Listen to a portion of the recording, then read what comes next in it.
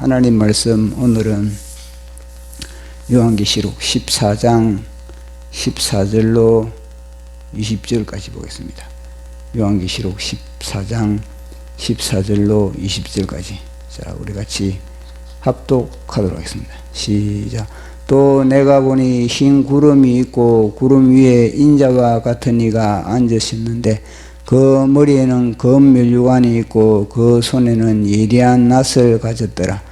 또 다른 천사가 성전으로부터 나와 구름 위에 앉은 이를 향하여 큰 음성으로 외쳐 이르되 당신의 낫을 휘둘러 거두소서. 땅의 곡식이 다 익어 거둘 때가 이르렀음이니이다 하니 구름 위에 앉으신 이가 낫을 땅에 휘두르매 땅의 곡식이 거두어지니라.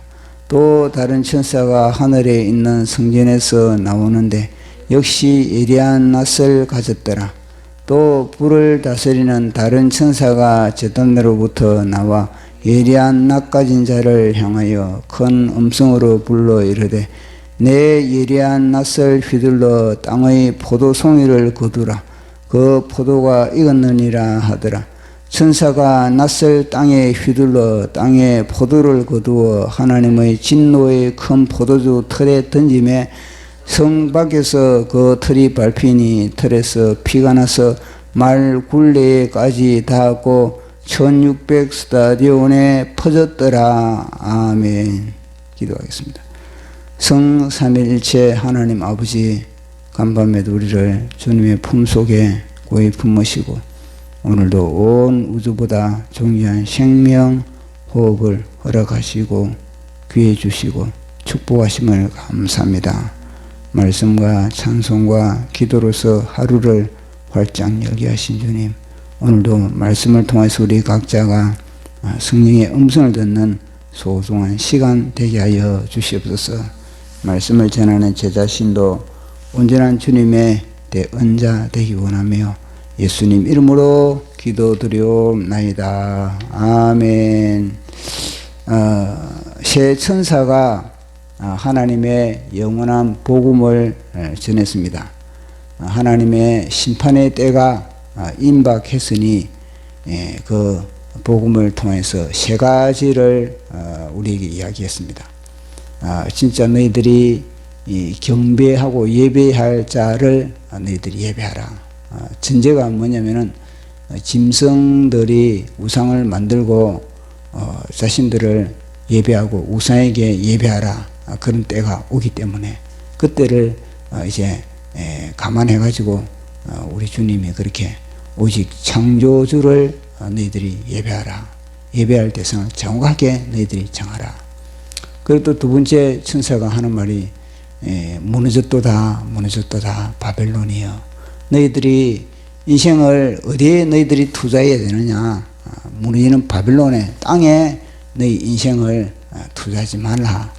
영원한 새 예루살렘에 무너지지 않는 새 예루살렘에 인생을 투자하라.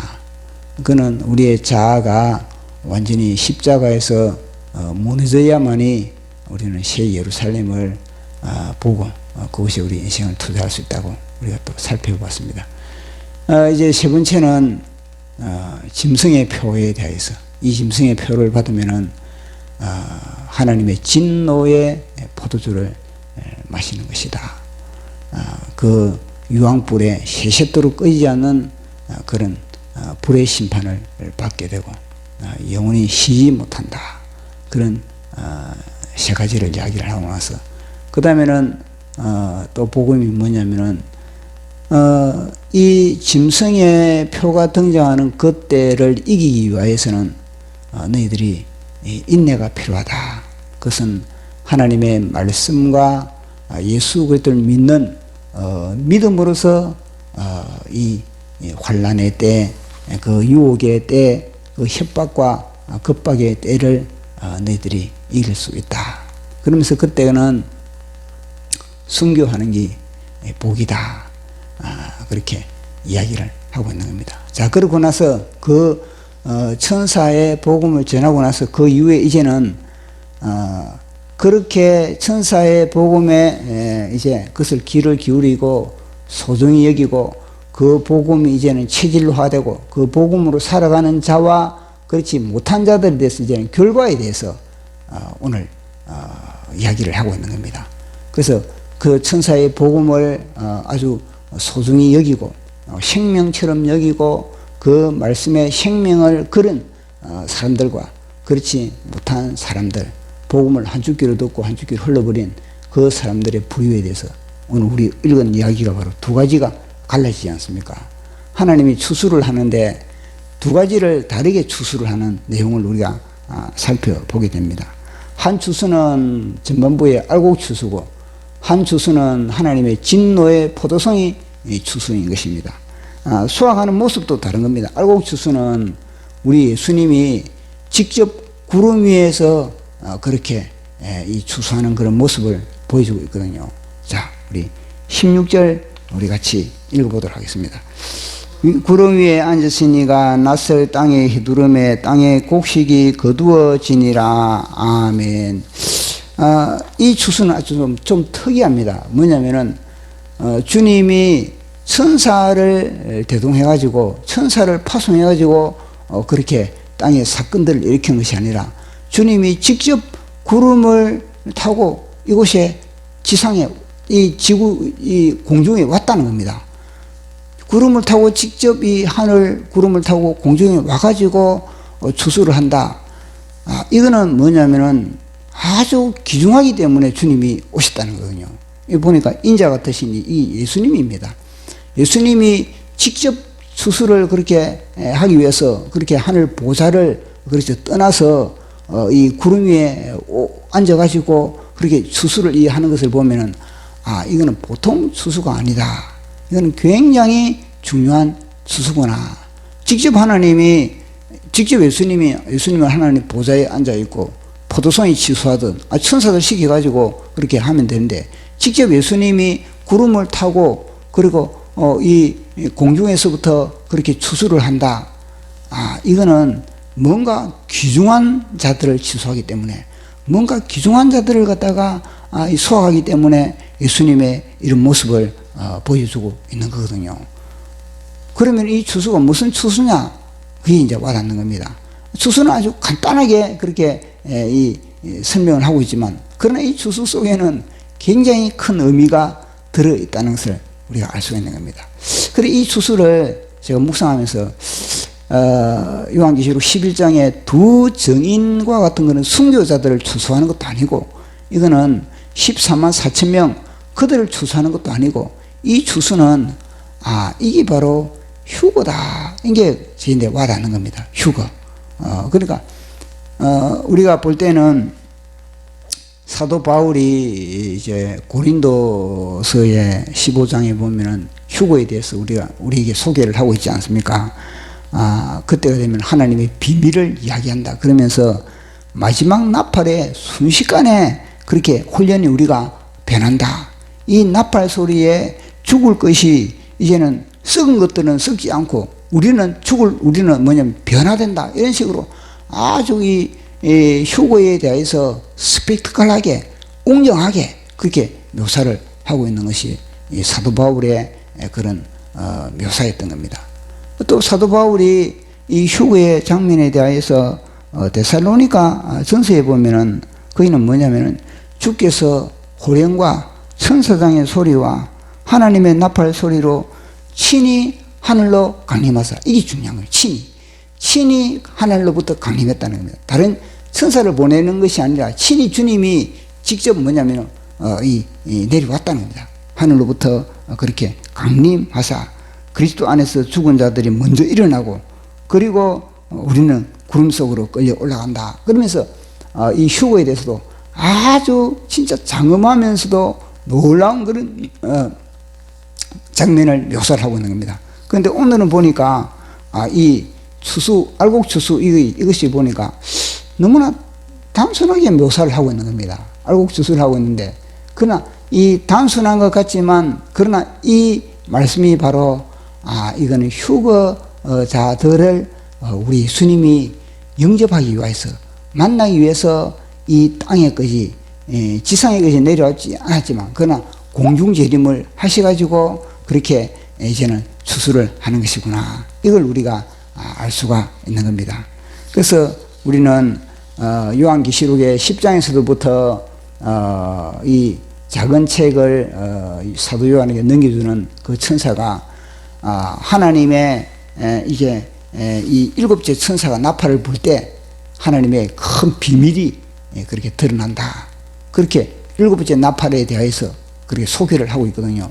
근데 막상 일곱째 나팔을 몇 장에서 부느냐? 11장에서 일곱째 나팔을 부는 겁니다. 11장에서 일곱째 나팔을 불었을 때 진짜 음과 양이 갈라지는 것입니다. 그 11장에 멸망받을 자는 멸망받고, 그 다음에 상줄 자는 상주고, 심판받을 자는 심판받고, 이런 이제 소개를 하고 있거든요. 근데 그게 뭐냐면요, 오늘 우리가 읽은 이 내용인 겁니다. 이 내용이 바로 하나님이 이제는 심판받을 자와 상줄 자와, 그리고 또 상받을 자와 멸망받을 자, 이걸 이제는 우리가 두 가지 추수를 우리가 살펴봤거든요. 그 첫 번째 이 알곡의 추수, 이 알곡의 추수는 다름 아니라 마지막 나팔 소리, 일곱 번째 나팔 소리에 우리가 산자는 홀연히 변화되고 죽은 자는 썩은 그 사람들은 썩지 않을 것으로 그렇게 다시 더딥혀지는 그런 사건이 바로 이 휴거의 사건이다 하는 것을 우리가 여기서 또 알 수가 있는 겁니다. 그 다음에는 이제 두 번째 추수가 뭐냐면은 휴거하지 못한 그들에 대해서 하나님이 또 이야기를 하고 있는 겁니다. 그 휴거하지 못한 그들, 특히 어떤 부류의 사람들이냐면은 이 짐승의 표를 받은 사람들, 그 짐승의 표를 받은 사람들, 그들은 이제는 하나님의 진노의 포도로 수용이 되는 겁니다. 자, 그 부분을 우리가 한번 살펴보도록 하겠습니다. 14장 19절 20절 시작. 천사가 낯설 땅에 휘둘러 땅에 포도를 거두니 하나님의 진노의 큰 포도주 틀에 던짐에 성밖에서 그 틀이 밟히니 틀에서 피가 나서 말굴레까지 닿았고 1600 스타디온에 퍼졌더라. 아멘. 그리고 이거는 뭐냐면은 우리가 살펴봤지 않습니까? 이 짐승의 표를 받으면 하나님의 진노의 포도주를 마신 것이다. 그러니까 이것이 바로 이 두 번째 추수와 포도송의 추수는 육육 짐승의 표를 받은 그들에게 하나님의 진노의 이제 심판이 이루어진다. 그러니까 이제 진노의 심판은 이제는 16장에 가면은 구체적으로 이루어지는 그런 장면이 이제는 등장을 하게 되는 겁니다. 그래서 우리는 이것을 통해서 우리의 수학이 어떤 수학의 인생을 그렇게 살아가는가, 우리의 마지막 그런 농작물, 우리의 마지막 인생의 농작물이 하나님의 그런 알곡으로 추수가 되느냐, 아니면 진노의 포도송이로 그렇게 추수가 되느냐. 그래서 우리는 영원한 이 복음을 듣고 알곡으로 추수되는 그런 알곡과 같은 그런 신앙이 되는 저와 여러분 되기를 예수님 이름으로 축원합니다. 기도하겠습니다. 사랑의 하나님 아버지, 이 참 요한계시록 10장에서부터 계속 일곱 번째 나팔에 대해서 계속 이야기를 하시면서 결국 오늘 14장에 이제 마지막 나팔에 이 휴거되는 그런 장면이 참 밋밋한 것 같지만, 그러나 이 속에는 이미 아주 하나님의 모든 비밀이 이곳에 다 담겨 있다는 것을 우리가 또 살펴보았습니다. 주님, 이 휴거에 동참하는 우리 각자가 되게 하여 주시옵소서.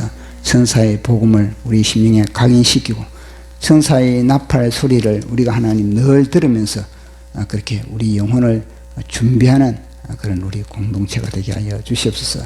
모든 것 감사 영광 돌리며 예수님 이름으로 기도드리옵나이다. 아멘.